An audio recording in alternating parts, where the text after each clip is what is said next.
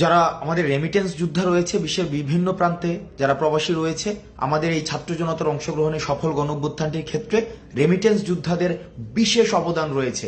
আমরা দেখেছি রেমিটেন্স যোদ্ধারা আমাদের সমন্বয়কদেরকে যখন বিভিন্ন আইনশৃঙ্খলা রক্ষাকারী বাহিনী ধরে নিয়ে যায়, তখন তারা স্বপ্রণোদিতভাবে রেমিটেন্স শাটডাউন কর্মসূচি পালন করে, যেটি ছাত্র জনতার, ছাত্র নাগরিকের অংশগ্রহণে গণঅভ্যুত্থানটি সফল করার ক্ষেত্রে বিশেষ ভূমিকা পালন করে।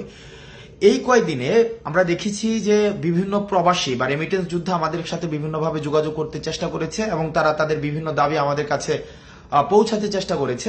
আমরা প্রত্যেকটি দাবিকে বিশেষভাবে গুরুত্ব দিচ্ছি এবং বিশেষ করে কিছু দাবি আমাদের নজরে এসেছে। আমি এর মধ্যে কিছু দাবি নিয়ে কথা বলবো।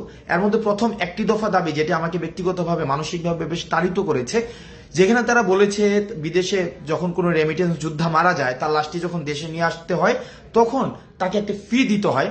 আমরা এই জায়গায় তারা এই ফিটি চাচ্ছেন না বা এই ফিটি তারা দেওয়ার মতো, বা আমরাও এটা মনে করি যে রেমিটেন্স যোদ্ধা যারা দেশের জন্য বাইরে থেকে কাজ করেছে, তাদের যে অপঘাতে মৃত্যু বা স্বাভাবিক মৃত্যু যখন হয়, তারা যখন দেশে আসতে চায় বা দেশে তাদের লাশটা নিয়ে আসতে হয়, সেক্ষেত্রে আমরাও বিশ্বাস করি কোনো ধরনের ফি থাকা উচিত নয়। সুতরাং এই বিষয়টি নিশ্চয়ই অ্যাড্রেস করা হবে। দ্বিতীয় যে একটি গুরুত্বপূর্ণ বিষয়, সেটি হচ্ছে প্রবাসীরা যখন দেশে আসে, এয়ারপোর্টে তাদের নানাবিধ হয়রানির শিকার হতে হয়, তাদের তৃতীয় শ্রেণীর নাগরিকের সেখানে মর্যাদা দেওয়া হয়। আমরা চেষ্টা করব এই বিষয়টিকে খুব দ্রুত সময়ের মধ্যে অ্যাড্রেস করা, তাদের জন্য যথাযথ মর্যাদা নিশ্চিত করা হয় এবং বিদেশ থেকে তারা যেসব জিনিস নিয়ে আসে সেগুলো যেন যথাযথভাবে খুব সেফলি তাদের কাছে হস্তান্তর করা হয়। আরেকটি বিষয় রয়েছে, সেখানে তারা বলেছেন যে যতদিন পর্যন্ত তারা বিদেশে থাকেন ততদিন পর্যন্ত তাদের যেই সন্তান রয়েছে দেশে, তাদেরকে বিশেষভাবে তাদের যেন তত্ত্বাবধান করা হয়, সেই বিষয়টিকে আমরা অ্যাড্রেস করার চেষ্টা করব। এবং আরেকটি বিষয় রয়েছে, তারা যখন বিদেশে যেতে চায়, বিদেশে যাওয়ার ক্ষেত্রে তাদেরকে কর্মসংস্থান ব্যাংক থেকে যে ঋণটি নিতে হয়, সেই ঋণটি নেয়ার ক্ষেত্রে বিভিন্ন ধরনের জটিলতা সেখানে রয়েছে। সেই জটিলতা নিরসনের জন্য তারা চাচ্ছেন আমরা যেন সেই বিষয়টি নিয়ে কথা বলি এবং জটিলতা নিরসনে যেন যথাযথ পদক্ষেপ নেওয়া হয়। সেই বিষয়টি নিয়েও আমরা বৈষম্য বিরোধী ছাত্র আন্দোলন, এই অন্তর্বর্তীকালীন যে সরকারটি গঠিত হয়েছে, সেখানে আমরা বিশেষভাবে সেই বিষয়গুলো আমরা অ্যাড্রেস করব।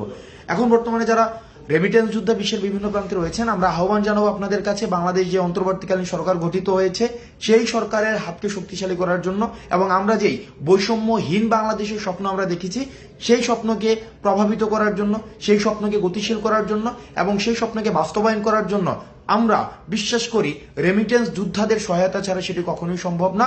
আপনারা রেমিটেন্স যোদ্ধারা যারা বাংলাদেশকে ধারণ করেন, বাংলাদেশকে বিশ্বাস করেন, যারা বাংলাদেশের এই যে অগ্রযাত্রাকে এগিয়ে নেওয়ার ক্ষেত্রে বিশেষ ভূমিকা পালন করছেন, আপনারা আবার আগের মতো যেভাবে রেমিটেন্স সরবরাহ নিশ্চিত করার মধ্য দিয়ে বাংলাদেশকে স্বনির্ভর করেছেন, সেভাবেই আবার রেমিটেন্স সরবরাহ আপনারা নিশ্চিত করবেন। আমরা এই অন্তর্বর্তীকালীন সরকারে আমাদের ছাত্র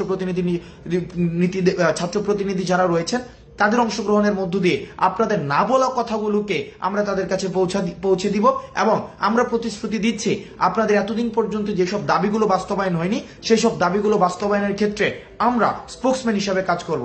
আপনারা বিশ্বের যে প্রান্তে থেকে বাংলাদেশকে প্রতিনিধিত্ব করছেন, আপনাদের সবাইকে সালাম জানাচ্ছি। সালাম আলাইকুম।